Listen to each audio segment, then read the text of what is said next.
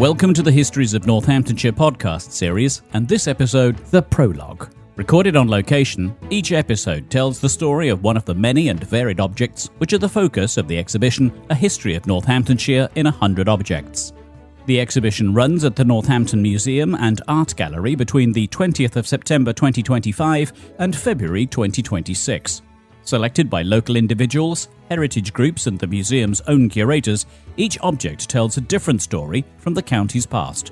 Yes, welcome indeed to this, the prologue in a series of podcast episodes through which we hope you'll become familiar with the forthcoming project A History of Northamptonshire in 100 Objects. The project is based at the Northampton Museum and Art Gallery, from where we're talking right now, so you might be able to hear a little movement from time to time because the museum space is currently open to visitors. My name is John Griff, and with a panel of guests, I'll be taking a look at the project, which incorporates not only a major exhibition, but a lot more besides. On the panel, we have Nick Gordon, Museum Services Business Manager. Vicky Pearson, Histories of Northamptonshire Project Officer. Alison Eastwood, Chairman of West Northants Council. Nick, Vicky and Alison, welcome and thanks for joining me. Later on, we'll also be hearing from Liz Johnson, who's the Director of Museums and Collections Development at Arts Council England. So let's start at the beginning. Nick, what is this project all about? Where this came from is the Arts Council have a national funding stream called National Portfolio Organisations. And it's essentially to deliver on Arts Council strategic objectives within the context of the organisation you're in. So NPOs can be anything from opera houses to museums and art galleries. West Northants Council had just come into existence, and there were already rumblings from people, particularly within the heritage community, about Northamptonshire losing its identity as a county, with it being split into two. So that kind of gave us the impetus of what would we want to look at. We wanted to look at something of Northamptonshire as a whole.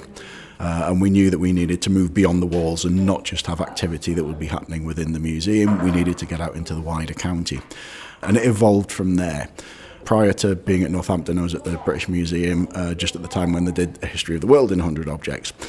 And it's a very simple idea. It gave us something to hang off a much broader series of activities. So it gave us a focus, an endpoint to aim for, an exhibition. It's what museums do. But it also opened up other avenues and other things which we'd be able to look at, other opportunities to particularly to engage with people. And the key thing was looking at what the Arts Council's objectives were. And we were looking at creative people, so engaging people's creativity, strengthening social ties, social bonds, and bringing people together.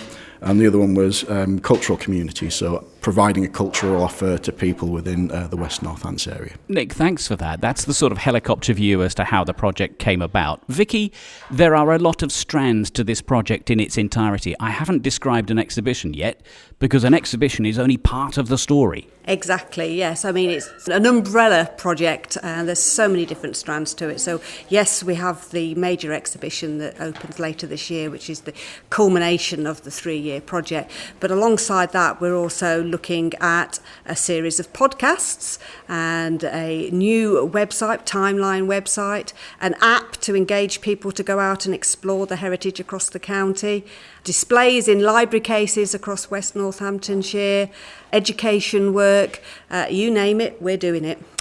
Alison, from your point of view, and you were part of the original panel that was putting this project together, from the point at which it was first discussed, why is it important to have a project like this taking place? I think I joined Nick's team about 2 to 3 years ago. My background is the arts, but actually from behind the green baize door and over the footlights.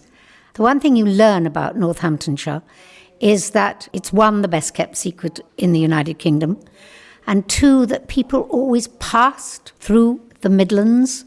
Doing this exhibition of 100 objects gives us once again the opportunity to pause, to look, to stop, to see, not only for children, but for adults too. And in so doing, you enrich your life, your world, your interest, and hopefully inspire the mind. Nick, how has this project come together overall? What did you need to do to bring it to the public? A very good question. The key thing and the absolute linchpin to it was the appointment of the History of Northamptonshire Project Officer. because we knew that we had a good, strong curatorial base with our curators.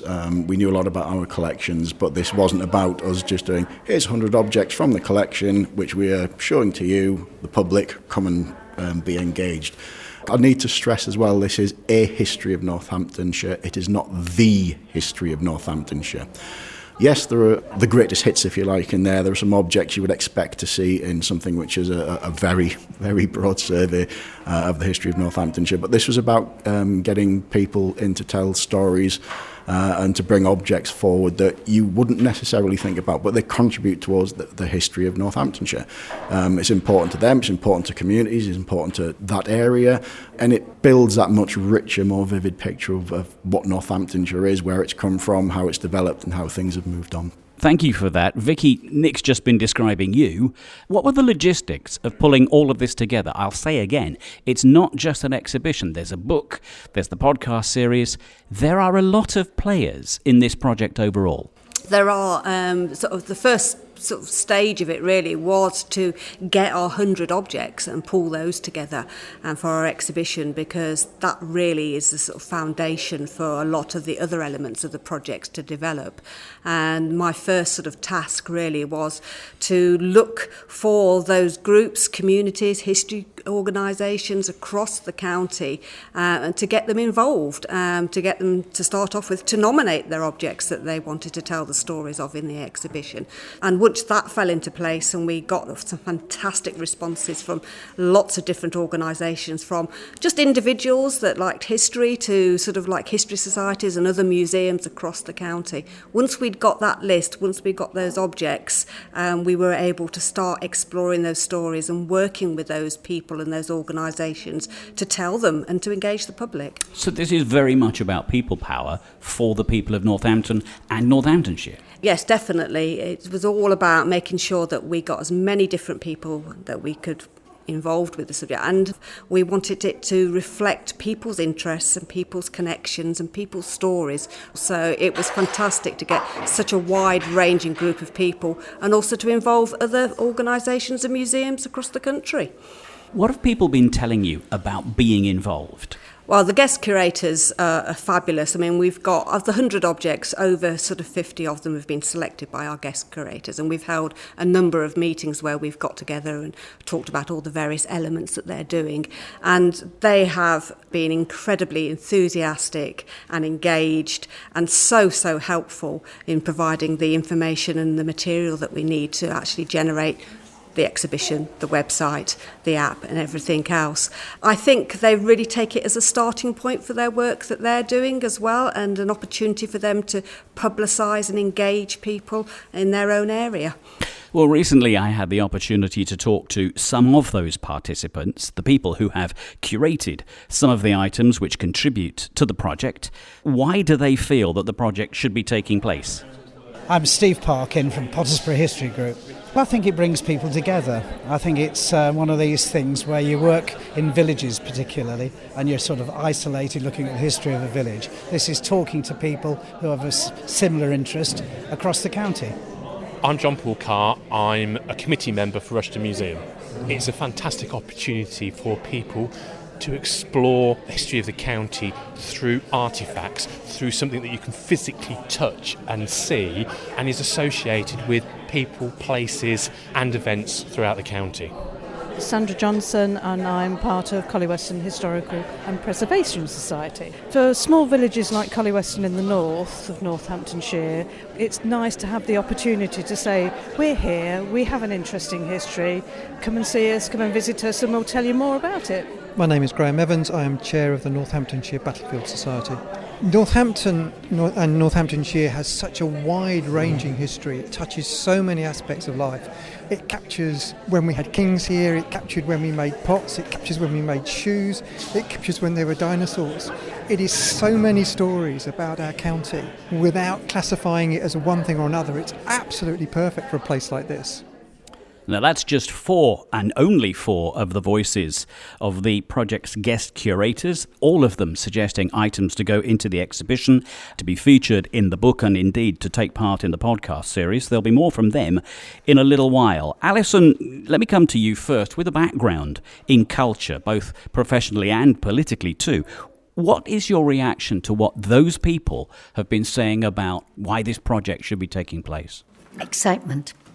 And what is very apparent, we are a county rich in culture, and we had no knowledge until today, in my opinion, that there was such wealth here. We have more stately homes in this county than anywhere else in the United Kingdom. But what is so exciting is the artefacts that have been found come far and wide from the culture at ground floor level of our towns, our farms, our rural areas. This exhibition proves that across the county, people can dig up the most extraordinary things that we, as members of the public, can come, see, follow the history and enrich our experience. Alison, thank you for that. Nick, what's your reaction to what you've just heard? It gladdens the heart. When you sit there and you're writing out your outcomes and this is what we'd like to happen and this is what we expect to happen, what they've said there, it's hit everything we said we wanted to do. This is very much about exploring areas and getting out into the wider county, so it wasn't a Northampton-centric story. It wasn't just things which were coming from the museum, albeit we do have amazing objects and wonderful collections. And it was about that exploring and engaging with people in the wider county, giving them the opportunity to tell their stories, to highlight the stories about their communities, their towns, their history. And all the comments we've heard there have kind of just ticked every single box I could have asked for. Vicky, anything you'd like to add? Yeah, I mean, I think for me it demonstrates sort of the importance of the local and the importance of personal stories and storytelling by the guest curators. It just makes me feel so happy that they feel that they've been able to tell their stories and to share their passions and their interests. Let's take a break from discussion. Thank you to my guests for now. Let's hear from somebody who's not only been a supporter of A History of Northamptonshire in 100 Objects as a project, she's also been a provider of the wherewithal to bring it to the public. Hi, John. It's great to be here, and thank you for inviting me to be part of this podcast. My role at Arts Council England is as Director for Museums and Collections Development. I look after the whole of museum policy in England. That is quite the brief. What, then, is the remit of Arts Council England itself? What does it exist to achieve? So Arts Council England is an arm's-length body of government. So we work closely with the Department for Culture, Media and Sport, and we're the development agency for arts, museums and libraries in England. That development brief, then, must be significant going forward, given that for this particular project, we're looking back at 100 strands making up at least some of the histories of Northamptonshire. That's right. We take our responsibilities as a development agency very seriously. So we're a funder, but we're more than that as well. We're really interested in the creative and cultural lives of people across the whole of the country, in Northamptonshire and beyond. It's fantastic that you are funding this project. Why did Arts Council England support the project as it has? So Northampton Museum and Art Gallery is one of our museum national portfolio organisations. So that's a group of nearly 80 organisations around England who receive funding from us over multi-years. And it's based on an application that comes to us. Northampton asked for the money and outlined what they wanted to do with it, and we wanted to support that. And we wanted to support it because it aligns really clearly with our own strategy, which is called Let's Create, which is a vision of a country where everybody can get involved in creativity and in culture and really participate. And this project, the Histories of Northamptonshire project, really aligns very clearly with that. So why is it important to support this kind of project? Why does this kind of project get to see the light of day? Because this kind of project is about engagement with real people where they are and about what's important to them, and that's important to us. You know, we know how important engagement with arts culture museum is for people. We know the benefits it brings to people's lives in so many ways. So why wouldn't we support it? You must get an awful lot of applications, though. So did this one get through easily? You're sitting there with an enormous grin on your face, and I know you have a museum's background. Did this gladden the heart when you saw the application? It is a very competitive process to become a national portfolio organisation, and in fact all of our funds are very competitive. So in order for this to be supported, it had to be a good project, of course. You've put the money in. Yeah. A lot of people have put their time and effort into nominating objects, telling the stories of those objects. There is a book that is coming out to support the exhibition. There are all kinds of offshoots that will come from the project. What would Arts Council England like to see coming out of this project if the project is going to be the starting point for something wider? What will be the dividend from your investment? Well, it's a multi-layers, isn't it? So we're interested in sort of things at 3 different layers. So we talk about creative and cultural people. And I really hope, and I think I'm so excited to come and see the exhibition and to hear the stories and to see the objects. So I really hope it's going to be a profound experience for the people involved and for people who come and see the exhibition at a personal level. Then I think there's something powerful about community. So we're really interested in creative and cultural communities. And what does that mean? You know, so there's that sense of people working together and of people perhaps understanding different parts of the community better or having an opportunity to engage in a new and different way with their local community or with the creative and cultural community around them. And then, of course, it makes a really great contribution to that sense of being a creative and cultural country, because it's content that's in a museum that people can come and see, that's showcasing, you know, the depth and breadth of our wonderful museums in this country and the cultural offer that they have. So by going back, I think the furthest I've gone back with any of the curators in our conversations, I think we've gone back 166 million years. By looking back that far to before Northamptonshire even existed, we're also looking forward because we're energising imaginations, we're bringing to light stories that people might never have encountered before. That notion of creation together, it's as much forward-looking as it is backwards-looking. I think I need to employ you to promote museums, because that's exactly right, isn't it? I mean, that's what people who love museums and who work in museums are really passionate about, is how the connection with an object that could be 166 million years old or could be made last week. It's the connection with the object and the way that it helps you to think about perhaps the person who made it, perhaps the person who found it, perhaps why it's, you know, the people who've used an object. It's all of those connections that really help us understand our past, but also critically give us the skills and the empathy and the engagement that we need to equip ourselves for the future. And as you've just said repeatedly, it's not necessarily the objects, it's about the people. 100%. Liz, lovely to talk to you. Thank you. Thank you. So that's Liz Johnson from Arts Council England. Nick, your reaction to that, your heart was gladdened by the curators. How gladdened is your heart having heard from Liz Johnson? Even more so. Yeah, because there's 3-year project, and as Liz said there, it is a hyper-competitive process to go through. It is a lot of work, and as we are finding out, we're coming to the end of a 3-year project, and with it being back-end loaded, if you like, so the bulk of our outputs are towards the end of it. For us to have hit all of these Arts Council objectives and to hear that it hits all of our objectives and it supports it really well, that's kind of a cherry on the cake, really.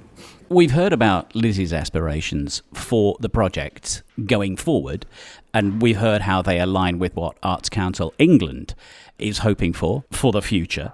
Let's go back to our guest curators and ask them the same thing. What are their aspirations for and from the project, which will be starting very soon? From my perspective, I think it will give people an opportunity to look at the county perhaps in a different way. We often go around the county looking at buildings, but this is sometimes about people, places, events, and those national and local things which makes Northamptonshire unique. a greater understanding of what our village was all about, because it's got pottery in its name. But I just think it's trying to improve our awareness of what's going on in history in general, broaden our horizons, really. Knowledge to the people of Northamptonshire and its neighbouring counties that Northamptonshire does have an important part to play in the history of the country. There's a quote from my old friend Mike Ingram. It's more than just shoes, and I hope people will go away with that idea in their head that there is a lot more to our county than we normally understand and we normally talk about. And we should be so much more proud of what we've got. It's one of the most important counties in England, and I'm not even a local. The voices of our guest curators again. I'm not going to come to Nick for this one, because if I do, his heart's going to burst, because it has been gladdened so much by what he's heard in the last few minutes. Alison, instead, let me come to you. What is your reaction, again, from real people talking about what they expect to follow on from this particular project and their involvement in it? Well, the thing that immediately comes to mind is the passion. Passion from ordinary people who can walk into a space and have their hearts gladdened. And I think the wonderful thing about the exhibition that Nick and Victoria have actually put through and Arts Council England has enabled is the fact that there will be a podcast, there will be a book, and all of that will enrich the experience of what has happened in this county of ours. And it will no longer be the best kept secret. People will want to come and see and share, because it's here, it's in front of us. And when you read a book that's an autobiography, if you like people and that printed matter comes off the page, it engages you. The same here with the artefacts. These were things, creative matter, that were used by people. It was part of a people's creation, and the passion that went behind it, that it can excite us and move us on to a better day. I definitely agree with that. In terms of this, for me, it's the objects and people's connections with them, and it's about the opportunity for this exhibition to engage people with those stories and with those objects, whether or not they're from a museum or heritage background or not. And I think the strength of this is to actually make sure that people realise that there is something within heritage and culture for everybody. Nick, for you, the project is almost done. For the participants, the guest curators, their involvement is almost done, and yet the project isn't yet available to the general public. The book, the exhibition, the podcasts, they'll all be available from the 20th of September when the exhibition opens. It will run until February of 2026. Then what? A good question. We've been very fortunate in that we've had the funding extended for a year. So the Arts Council, across the National Portfolio Organisation portfolio, have granted a year extension to everyone. So we are busily making plans now for what is going to happen in the extra year. And we will be looking to build on what we've done. So there's far too many projects happen in museums, everywhere, where you're engaged with communities and individuals. The project ends, the funding dries up, and that's it. What we're looking at now is it very much is, it's the starting point. We've built a broad base. We have a wonderful group of collaborators and people who are engaging with us and organisations.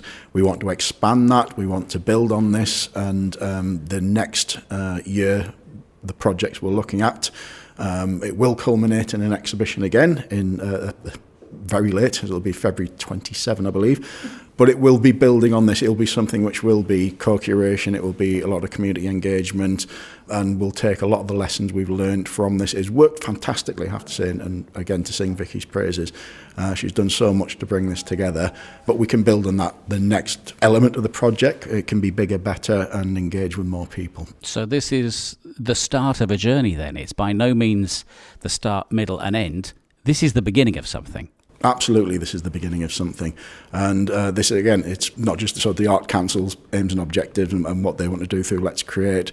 It's we want to do through what the museum wants to do, and it's what West Northants Council wants to do as well. So it's kind of this virtuous circle of we all want to get out there, engage with the communities, tell their stories, and bring the unique things which museums can do, can bring them to the wider region. And as we've said as well, put Northamptonshire on the map.